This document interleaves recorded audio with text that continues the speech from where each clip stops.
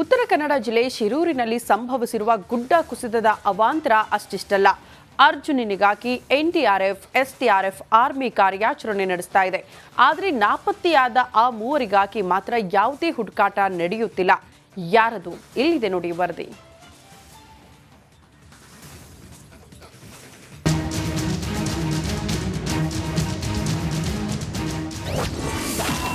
ನಾಪತ್ತೆಯಾದ ಆ ಮೂವರಿಗಾಗಿ ಹುಡುಕಾಟ. ಹುಡುಕಿಕೊಡಿ ಎಂದು ಹೆತ್ತ ತಾಯಿಯ ಕಣ್ಣೀರು. ಶಿರೂರಿನಲ್ಲಿ ಗುಡ್ಡ ಕುಸಿತವಾಗಿ ಅವಾಂತರಗಳೇ ಸೃಷ್ಟಿಯಾಗಿವೆ. ಮಣ್ಣಿನಡಿ ಸಿಲುಕಿರುವ ಲಾರಿ ಚಾಲಕ ಅರ್ಜುನನಿಗಾಗಿ ಕಾರ್ಯಾಚರಣೆ ಭರದಿಂದ ಸಾಗಿದೆ. ಎನ್ಡಿಆರ್ಎಫ್, ಎಸ್ಡಿಆರ್ಎಫ್ ಸೇನಾ ಸಿಬ್ಬಂದಿ ಕೂಡ ಕಾರ್ಯಾಚರಣೆಯಲ್ಲಿ ತೊಡಗಿವೆ. ಆದರೆ ನಾಪತ್ತೆಯಾದ ಮೂವರು ಸ್ಥಳೀಯರ ಬಗ್ಗೆ ಮಾಹಿತಿಯೇ ಇಲ್ಲದಂತಾಗಿದೆ.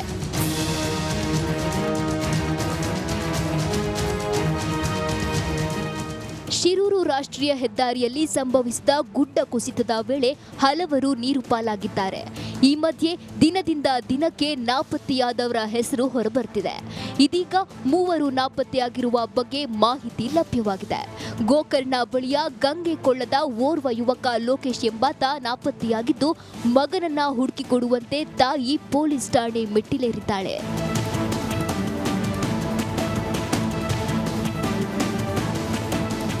5 ದಿನದಿಂದ ಮನೆಗೆ ಬಂದಿಲ್ಲ. ಗುಡ್ಡ ಕುಸಿತದ ದಿನ ಆ ಹೋಟೆಲ್ನಲ್ಲೇ ಲೋಕೇಶ್ ಇದ್ದ ಎಂಬ ಮಾಹಿತಿ ಲಭ್ಯವಾಗಿದೆ. ಈ ಬಗ್ಗೆ ಕೆಎಸ್ಆರ್ಟಿಸಿ ಚಾಲಕ ನೋಡಿದ್ದನೆಂಬುದು ಗೊತ್ತಾಗಿದೆ. ಹೋಟೆಲ್ನಿಂದ ಬಸ್ ಪಾಸ್ ಆದ ಕೆಲ ಕ್ಷಣಗಳಲ್ಲಿ ದುರಂತ ಸಂಭವಿಸಿದೆ. ಹೀಗಾಗಿ ಮಗನನ್ನ ಹುಡುಕಿಕೊಡುವಂತೆ ಲೋಕೇಶ್ ತಾಯಿ ಅಂಕೋಲಾ ಠಾಣೆಯಲ್ಲಿ ದೂರು ದಾಖಲಿಸಿದ್ದಾರೆ.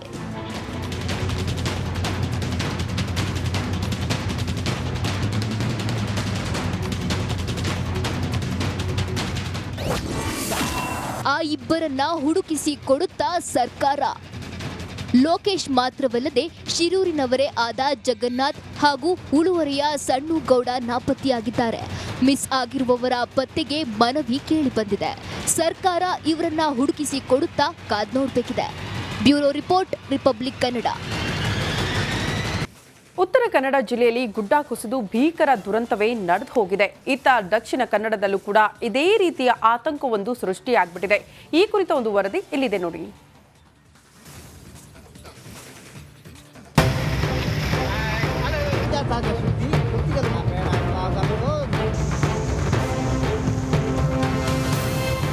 ಉತ್ತರ ಕನ್ನಡದ ಶಿರೂರಿನಲ್ಲಿ ಗುಡ್ಡ ಕುಸಿದು ಬಹಳಷ್ಟು ದೊಡ್ಡ ದುರ್ಘಟನೆ ಸಂಭವಿಸಿದೆ. ಈಗ ಮಂಗಳೂರಿನ ಹೊರವಲಯದ ವಾಮಂಜೂರಿನ ಕೆತ್ತಿಕಲ್ನಲ್ಲೂ ಕೂಡ ಇದೇ ರೀತಿಯಾದಂಥ ಅಪಾಯ ಇರುವಂಥದ್ದು. ಒಂದೆಡೆ ಗುಡ್ಡದ ಮಧ್ಯೆ ಜುಳುಜುಳು ಹರಿಯುತ್ತಿರೋ ಚಿಕ್ಕ ಜರಿಗಳು, ಇನ್ನೊಂದೆಡೆ ಹೈವೇಯಲ್ಲಿ ಸಂಚರಿಸುತ್ತಿರುವ ವಾಹನ ಸವಾರರು, ಮತ್ತೊಂದೆಡೆ ಗುಡ್ಡದ ಮಣ್ಣನ್ನ ತೆರವುಗೊಳಿಸುತ್ತಿರೋ ಜೆಸಿಬಿ. ಈ ದೃಶ್ಯ ಕಂಡು ಬಂದಿದ್ದು ಮಂಗಳೂರು ಹೊರವಲಯದ ವಾಮಂಜೂರಿನ ಕೆತ್ತಿಕಲ್ನಲ್ಲಿ.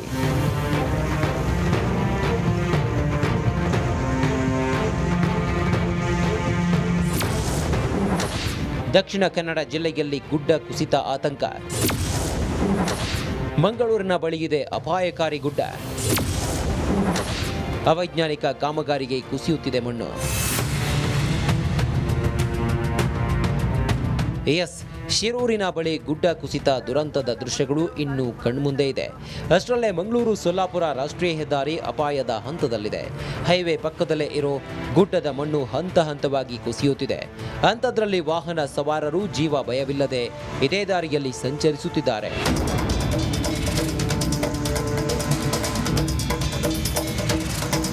ಮಂಗಳೂರಿನಿಂದ ಕಾರ್ಕಳದ ಸಾಣೂರವರೆಗೂ ಚತುಷ್ಪಥ ಹೆದ್ದಾರಿ ಕಾಮಗಾರಿಗಾಗಿ ಗುಡ್ಡವನ್ನು ಅವೈಜ್ಞಾನಿಕ ರೀತಿಯಲ್ಲಿ ಅಗೆಯಲಾಗಿದೆ. ಇದರಿಂದ ಎಡೆಬಿಡದೆ ಸುರಿಯುತ್ತಿರೋ ಮಳೆಗೆ ಗುಡ್ಡ ಕುಸಿಯುತ್ತಿದೆ. ಅಷ್ಟೇ ಅಲ್ಲ, ಗುಡ್ಡದ ಮೇಲಿನ ವೆಟ್ವೆಲ್ ಘಟಕ, ವಿದ್ಯುತ್ ತಂತಿಗಳು ಇದ್ದು ಗುಡ್ಡ ಕುಸಿದರೆ ಅವುಗಳು ನೆಲಕ್ಕಪ್ಪಳಿಸುವ ಸಾಧ್ಯತೆ ಇದೆ. ಮೇಲ್ಭಾಗದಲ್ಲಿ ಒಂದು ವೆಟ್ವೆಲ್ ಕಟ್ಟಡ ಕೂಡ ಇದೆ. ಈ ಒಂದು ಗುಡ್ಡ ಕುಸಿತ ಸಂದರ್ಭದಲ್ಲಿ ಆ 10 ಕೋಟಿ ವೆಚ್ಚದಲ್ಲಿ ನಿರ್ಮಾಣ ಆದಂತಹ ವೆಟ್ವೆಲ್ ಕೂಡ ಕುಸಿತ ಆಗುವಂತಹ ಸಾಧ್ಯತೆಗಳು ಕೂಡ ಇದೆ. ಜೊತೆಗೆ ವಿದ್ಯುತ್ತಿನ ತಂತಿಗಳು ಕೂಡ ಇದೆ, ಅದು ಕೂಡ ಕುಸಿದು ಬೀಳುವಂತಹ ಸಾಧ್ಯತೆಗಳು ಕೂಡ ಇದೆ. ಒಂದಷ್ಟು ಅಪಾಯಗಳು ಕೂಡ ಈ ಭಾಗದಲ್ಲಿ ಇರುವಂತದ್ದು. ಗುಡ್ಡ ಅಗೆಯುವ ಮುನ್ನವೇ ಅಧಿಕಾರಿಗಳು ಮುಂದಾಗುವ ಅನಾಹುತದ ಬಗ್ಗೆ ಅವಲೋಕಿಸಬೇಕಿತ್ತು. ಆದರೆ ಪರಿಸ್ಥಿತಿ ಏನು ಕೈಮೀರಿಲ್ಲ. ಅನಾಹುತ ಸಂಭವಿಸುವುದಕ್ಕೂ ಮುನ್ನ ಅಧಿಕಾರಿಗಳು ಸೂಕ್ತ ಕ್ರಮ ಕೈಗೊಳ್ಳಬೇಕಿದೆ. ದಿನೇಶ್ ಕಾಶಿಪಟ್ನ, ರಿಪಬ್ಲಿಕ್ ಕನ್ನಡ, ಮಂಗಳೂರು. ಶಿರೂರಿನಲ್ಲಿ ಕ್ಷಣ ಕ್ಷಣಕ್ಕೂ ಆತಂಕ ಮನೆ ಮಾಡಿದೆ. ಏನಾಗುತ್ತೆ ಅನ್ನೋ ಟೆನ್ಷನ್ನಲ್ಲಿ ಜನ ದಿನ ದುಡುತ್ತಿದ್ದಾರೆ. ಕೇರಳ ಮೂಲದ ಲಾರಿ ಚಾಲಕ ಅರ್ಜುನನ ರಕ್ಷಣೆಗೆ ಆರ್ಮಿ ಎಂಟ್ರಿ ಕೊಟ್ಟಾಗಿದೆ. ಕಳೆದ ಸತತ 7 ದಿನಗಳಿಂದಲೂ ಕೂಡ ಶೋಧ ಕಾರ್ಯ ಮುಂದುವರೆದಿದೆ. ಈ ಕುರಿತ ಒಂದು ವರದಿ ಇಲ್ಲಿದೆ ನೋಡಿ.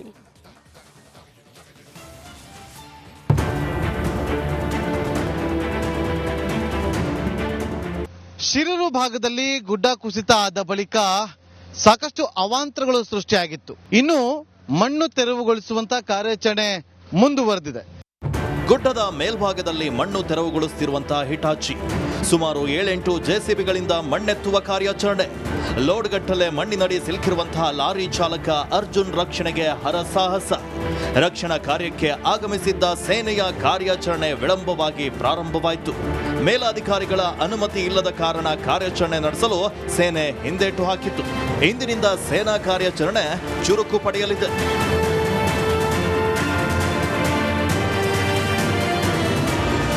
ಇನ್ನು ಶಿರೂರು ಬಳಿಯ ಗುಡ್ಡ ಕುಸಿತ ಸ್ಥಳದಿಂದ ರಿಪಬ್ಲಿಕ್ ಕನ್ನಡ ಗ್ರೌಂಡ್ ರಿಪೋರ್ಟ್. ನನ್ನ ಬಲಭಾಗದಲ್ಲಿ ಗಮನಿಸಬಹುದು, ಅಲ್ಲಿ ಒಂದು ದೊಡ್ಡದಾದಂತಹ ಬಂಡೆ ಮೇಲೆ NDRF ತಂಡ ನಿಂತಿದೆ. ಜೊತೆಗೆ SDRF ತಂಡವು ಕೂಡ ಇಲ್ಲೇ ಬಿಡುಬಿಟ್ಟು ಮಣ್ಣನ್ನು ತೆರವುಗೊಳಿಸುವಂಥ ಕಾರ್ಯಾಚರಣೆ ಮುಂದುವರೆದಿದೆ. ಈಗ ಅರ್ಜುನ್ಗೆ ಸಂಬಂಧಪಟ್ಟಂಥ ಅರ್ಜುನ್ ಓಡಿಸ್ತಾ ಇದ್ದಂಥ ಲಾರಿಯ ಮಾಲೀಕರು ಹೇಳಿರುವಂತೆ GPS ಟ್ರ್ಯಾಕರ್ನಲ್ಲಿ ಇದೇ ಜಾಗದಲ್ಲಿ ಸಿಗ್ತಾ ಇದೆ ಅಂತೇಳಿ. ಸೊ ಹಾಗಾಗಿ ಆ ಒಂದು ಜಾಗದಲ್ಲಿ ಹುಡುಕಾಟ ಮುಂದುವರೆದಿದೆ. ಮಣ್ಣಿನಡಿ ಸಿಲುಕಿರುವ ಅರ್ಜುನ್ ರಕ್ಷಣೆಗೆ ಹರಸಾಹಸ. ಘಟನಾ ಸ್ಥಳದಿಂದ republic Kannada ground report. Uttara Kannada ಜಿಲ್ಲೆ ಶಿರೂರು ಬಳಿ ಆ ಒಂದು ಗುಡ್ಡ ಕುಸಿದು ಅವಾಂತರಗಳ ಮಾಲೆಯನ್ನೇ ಸೃಷ್ಟಿಸಿದೆ. ಕೆಸರು ಮಿಶ್ರಿತ ಮಣ್ಣಿನಾಡಿ ಸಿಲುಕಿರುವಂತಹ ಕೇರಳ ಮೂಲದ ಚಾಲಕ ಅರ್ಜುನ್ ಪತ್ತೆಗೆ ರಕ್ಷಣಾ ಕಾರ್ಯ ಮುಂದುವರೆದಿದೆ. ಗುಡ್ಡದ ಮೇಲ್ಭಾಗದಲ್ಲೂ ಹಿಟಾಚಿ ಮೂಲಕ ರೆಸ್ಕ್ಯೂ ಆಪರೇಷನ್ ನಡೆಸಲಾಗ್ತಾ ಇದೆ. ಗಂಗಾವಳಿ ನದಿಯಲ್ಲೂ ಬೋಟ್ ಮೂಲಕ NDRF SDRF ಸಿಬ್ಬಂದಿ ತೀವ್ರ ಶೋಧ ನಡೆಸುತ್ತಿದ್ದಾರೆ.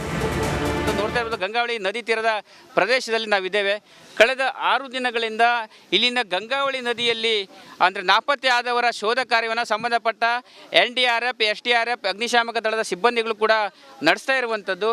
ಬಹಳ ಪ್ರಮುಖವಾಗಿ ಶಿರೂರಿನ ಗುಡ್ಡ ಕುಸಿತದ ನಂತರ ಇಲ್ಲಿ ಹಲವು ಸಾವು ನೋವುಗಳು ಸಂಭವಿಸಿರುವುದೆಂಬ ಗುಡ್ಡ ಕುಸಿದು ದುರಂತದಲ್ಲೇ ನಾಪತ್ತೆಯಾದವರ ಸಂಖ್ಯೆ ಮತ್ತಷ್ಟು ಏರಿಕೆಯಾಗಿದೆ. ಗೋಕರ್ಣ ಸಮೀಪದ ಗಂಗೆಕೊಳ್ಳದ ಯುವಕನಿಗಾಗಿ ಅವರ ತಾಯಿ ಠಾಣೆಯ ಮೆಟ್ಟಿಲೇರಿದ್ದಾರೆ. 5 ದಿನಗಳಿಂದ ಮಗ ಮನೆಗೆ ಬಂದಿಲ್ಲ ಅಂತ ದೂರು ನೀಡಿದ್ದಾರೆ. ಅತ್ತ ಲಾರಿ ಚಾಲಕ ಅರ್ಜುನ್ ಮಣ್ಣಿನಡಿ ಸಿಲುಕಿ ಜೀವನ್ಮರಣ ಹೋರಾಟವನ್ನ ನಡೆಸ್ತಾ ಇದ್ದಾರೆ. ಇತ್ತ ಗುಡ್ಡ ಕುಸಿತದಿಂದ 7 ದಿನಗಳಿಂದ ಇತರ ಲಾರಿ ಚಾಲಕರು ಗೋಳಾಡ್ತಾ ಇದ್ದಾರೆ. ಹೇಗಾದ್ರೂ ಮಾಡಿ ನಮ್ಮನ್ನ ಕಳಿಸ್ಕೊಡಿ ಅಂತ ಮನವಿ ಮಾಡ್ತಿದ್ದಾರೆ. ಅಲ್ಲೆಲ್ಲ ತಗ್ಗದಿ ಬಿದ್ದಾವ ಸರ್, ಹಿಂಗಾಗಿ ನಮ್ಮ ಗಾಡಿ ಪಾಸ್ ಆಗಲ್ಲ ಸರ್. ಅಲ್ಲಿ ನೀವು 7 ದಿನ ಆಯ್ತಾ? ಇಲ್ಲಿಂದ ಎಲ್ಲೋ ಹೋಗ್ಬೇಕಿತ್ತು? 6 ದಿನ ಆಯ್ತು ಸರ್. ಎಲ್ಲೋ ಹೋಗ್ಬೇಕಿತ್ತು ನೀವು? ಕಾಸರಗೋಡು ಗೋಶಾಲೆ. ಎಲ್ಲಿಂದ ಬಂದಿರೋದು? ನಾವು ಯಾದವಾಡದಿಂದ ಬಂದೀವಿ ಸರ್, ಬೆಳಗಾಂ ಡಿಸ್ಟಿಕ್. ಮನೆ ಕಳೆದುಕೊಂಡು ಕಾಳಜಿ ಕೇಂದ್ರಗಳಲ್ಲಿ ಉಳುವರೆ ಗ್ರಾಮಸ್ಥರು ಕಣ್ಣೀರನ್ನ ಹಾಕ್ತಾ ಇದ್ದಾರೆ. ರಿಪಬ್ಲಿಕ್ ಕನ್ನಡದ ಮುಂದೆ ಅಳಲನ್ನ ತೋಡ್ಕೊಂಡಿದ್ದಾರೆ. ಉತ್ತರ ಕನ್ನಡದಲ್ಲಿ ವರುಣನ ಅಬ್ಬರಕ್ಕೆ ಬದುಕು ಬೀದಿಗೆ ಬಂದಿದೆ. ಜೀವನ ಮುರಬಟ್ಟೆಯಾಗಿದೆ. ವರುಣ ದೇವನಿಗೆ ಜನರು ಹಿಡಿ ಶಾಪ ಹಾಕ್ತಿದ್ದಾರೆ. Bureau report, republic Kannada.